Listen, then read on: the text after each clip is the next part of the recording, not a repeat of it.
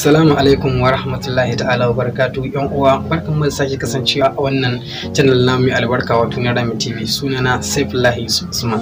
Kamar yadda kuka sani, a kowane lokaci channel din mu take kokari take zakulo muhimman abubuwa da suka shafi rayuwa, tarihi, ilimin kimiyyar fasaha, abubuwa dai ko na makamancin haka. Wannan channel namu ta yi kokari domin zakulo wani muhimmin application wanda zamu yi muku sharhi a kansa, wanda kuma wannan application matakar ka tsaya kalli wannan bidiyo tun daga farko har ƙarshe, na san wannan application namu zai burge ka. Amma idan farkon zuwan ka ne wannan channel namu, dan uwa, kada ka manta da wannan alama ta subscribe da kuma danna mana alama kararrawa domin samun sabbin shirye-shiryen mu da zarar mun dora. To wannan application zai fikirarsa tana da yawa.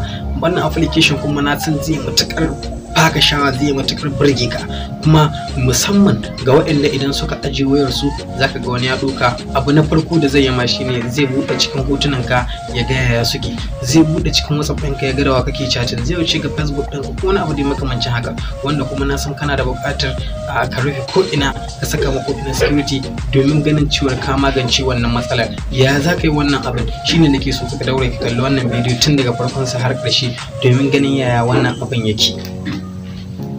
Abu na gaba da zan faɗa ma shine wannan application fikirarsa ita ce daga lokacin da mutum ya buɗa ma wayarka ya shiga cikin hotunanka ko ya shiga cikin chatting ɗinka, firstly abin da za ta nuna mai kawai shine wannan abu ya expire, ya lalace. Sai kai da ka saka shi, to kai kadai zaka iya buɗe wannan application. Kada mu cika ku da surutu, mu je mu ga yaya wannan abin yake. Yawwa, barkan mu da shigowa a wannan wuri. Abinda zamu yi na gaba shine mu je a cikin Play Store domin ɗauko shi wannan applications ɗin.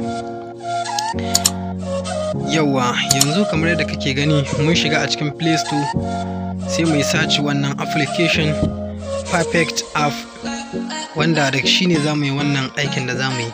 Kamar yadda kake gani gashi nan mun yi search, to ga ma sunan shi nan ya fito a ƙasa, bari in nuna ma.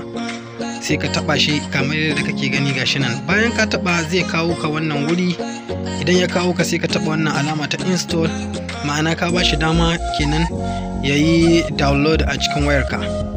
Yana cikin wannan downloading sai ka bar shi har lokacin da ya kammala, wanda daga zaran ya kammala zai kai ka zuwa matattarar gaba ɗaya inda wannan applications ɗin yake. Abin da gaba da za ka yi a nan shine idan ya kai ka wannan application sai ka yi wannan aikin da muka faɗa maka.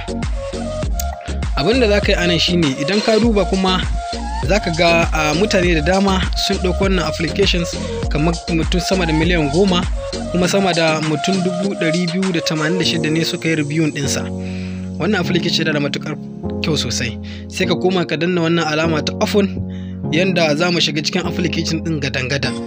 Bayan ka taɓa wannan alama ta open, ya buɗe ma kamar haka, to za ka ga wasu security ga sunan pin numbers ga sunan 777, sai ka taba wanda su ne security din da ya baka.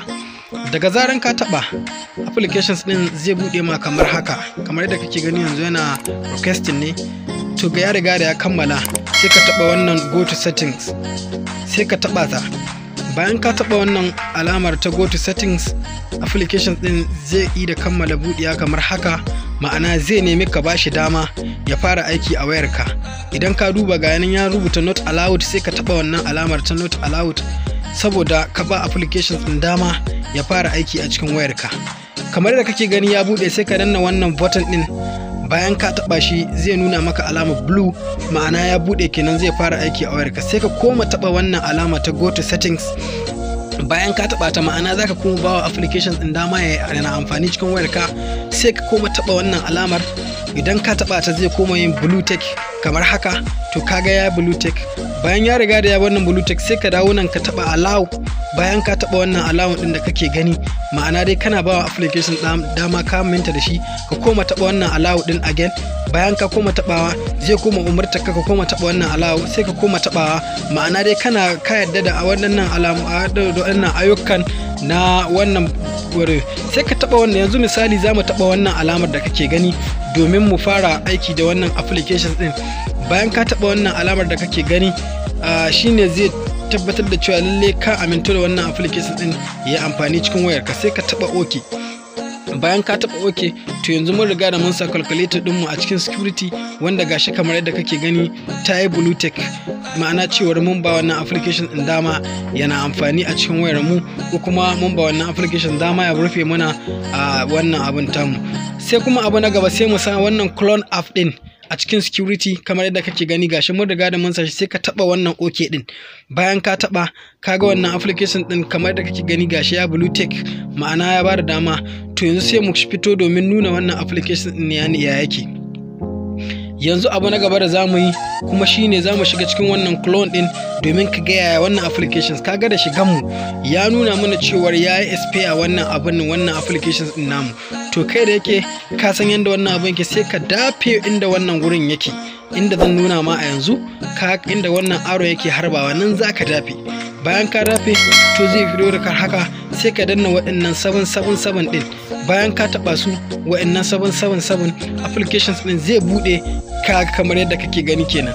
Security ka gashi ya riga da ya bude. To abu na gaba da zamu yi yanzu, sai mu koma cikin applications din namu domin mu koma jaraba wani wuri da muka saka wannan application muka saka wannan security namu. Ina application, bari mu je mu komawa a cikin applications din namu domin ka ga ya yake. Gashi kamar da kake gani, sai ka koma taba wannan 777 din applications din zai kuma budewa kamar haka. Da yake mun yi amfani da shi zai nuna ma wannan alamar, sai ka taba wannan OK din. Bayan ka taba wannan OK, sai komo dawowa da kai a cikin wannan applications din namu. To kamar yadda kake gani dai a gurguje, wannan shine applications. Yanzu kuma abu na gaba da zamu yi shine mu canza a wannan security namu domin ka tabbatar da cewa ba kala security ɗaya ake amfani da shi ba. Ana iya amfani da kowane security domin yin guardian ga taka waya, domin tabbatar da cewa ka samu tsaro a cikin wayarka. Kamar yadda kake gani yanzu wannan security, wannan na temprint na calculator, sai mu taba OK. Kaga yanzu ya riga da ya hau, amma yanzu abin da zamu yi mu je don mu nuna ma yaya yake. Za mu zo mu nemi ina calculator mu take. Bayan mun nemo inda calculator mu take, ga ta kamar yadda kake gani mun shiga. To wannan security kaga ya nuna mana mu temprint, amma wannan temprint din da kake gani dukkan wanda ya dora hannun shi zai iya budewa, amma ba zai bude ba har sai ya taba wannan alamar da kake gani zan nuna ma a yanzu. Ga tana aro na harba, dafewa zaka yi, ba tabawa kai ba, a'a dafewa zaka yi. Bayan ka dafe sai ka dawo nan wurin temprint, sai ka dora hannunka. Bayan ka dora ka dafe nan shi ma, sai ka ga temprint ya bude, amma kowa ya sa hannun shi zai iya yi. Amma dai abin da zai yi na gaba shine wannan security na nambobin, dole sai ka saka shi. Kaga idan baka sani ba babu inda za a yi security. Kaga kamar yadda kake gani yanzu mun danna 77 din nan, gashi kuma calculation mu ta riga da ta bude. Amma yanzu mu koma cikin security cikin applications din mu domin in tabbatar maka da cewa lalle kana yi amfani da wannan applications domin ka canza waɗannan security din da suke amfani a cikin wayarka, waɗanda su ne applications din ya baka, sai ka canza su zuwa waɗanda kai kake da bukata da su. Mu je yanzu mu taba wannan alamar ta settings domin sa waɗannan security. Bayan mun taba alamar settings, sai mu danna wannan OK din. Bayan ka taba wannan OK, alamar za ta noma kamar haka, sai ka taba settings domin ƙara ba applications din damar cewa lalle kana so ka canza security ka domin ya bude ma kamar haka. Sai ka zo bayan ya bude ma kamar haka, sai ka saka security ka daidai yanda kake so. Kada mu bata muku lokaci, bari mu sa a gurguje wayannan security namu ga su kamar yadda kuke gani.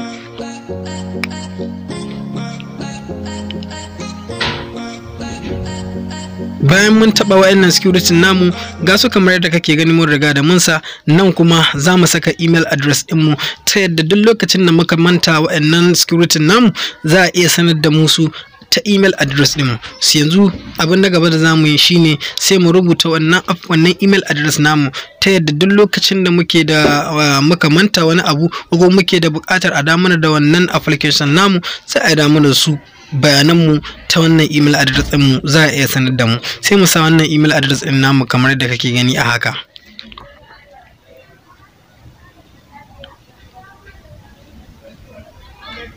Gashi kamar yadda kake gani yanzu security mu ya riga da ya hau da dukkanin nambobin da muka saka, yanzu da su zamu ci gaba da aiki. Ina fatan wannan applications namu da muka jarraba a yau ya matakar burge ka, ya baka shawa. Duka wannan bidiyo namu anan ya zo ƙarshe. Idan wannan bidiyo namu ya burge ka, ka taba mai alamar liking domin bidiyon ya yaɗu al'umma da dama su gani su amfana. kada ku manta kuma ai mana sharing domin 'yan uwa da dama su gani su ma su amfana.